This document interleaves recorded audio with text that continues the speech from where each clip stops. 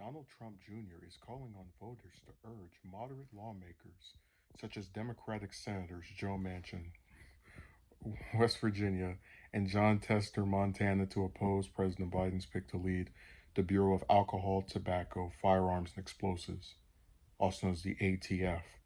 During an address at a conservative political action committee event in Dallas on Friday, former President Trump's eldest son said that Biden's ATF nominee, David Chipman, worked actively for the anti-gun lobby.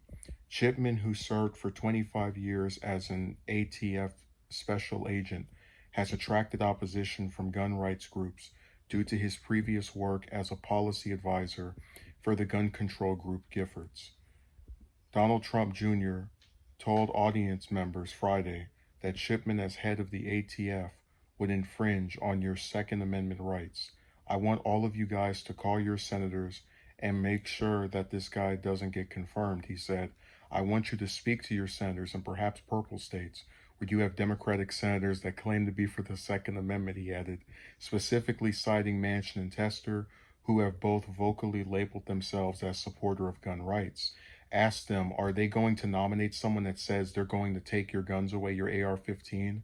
He asked, arguing that the senators talk about being for the Second Amendment. Their constituency is for the Second Amendment, but you can't be on both sides of this one, guys. You're going to have to make up your mind, he added. And I gotta scroll down here for the rest of this article. During the confirmation hearing in late May, Chipman said that while he plans to stick to enforcing the current ATF laws, he supports banning the AR-15 rifle, labeling it as a gun he was issued on ATF SWAT team that's a particularly lethal weapon. While Manchin and Tester have not given firm commitments on how they plan to vote on Chipman's nomination, Tester Communications Director Sarah Fieldman said in a statement to Fox News this week, as a proud gun owner, Senator Tester believes ATF needs a strong leader to support the agency's law enforcement mission.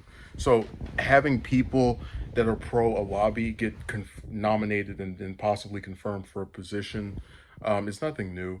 And, you know, every time I watch these people, I don't know much about Chipman. I haven't heard of him before he was nominated, but I very sincerely doubt he actually said he wants to take people's guns away. And you know, if you're someone who follows a lot of the gun control debates that happen, many times when conservative commentators talk about what liberals want to do when it comes to gun rights, they tend to like make every single possible idea or just proposal sound like it's this, you know, Second Amendment revoking thing, like, oh, let's do universal background checks. Oh my God, my freedoms.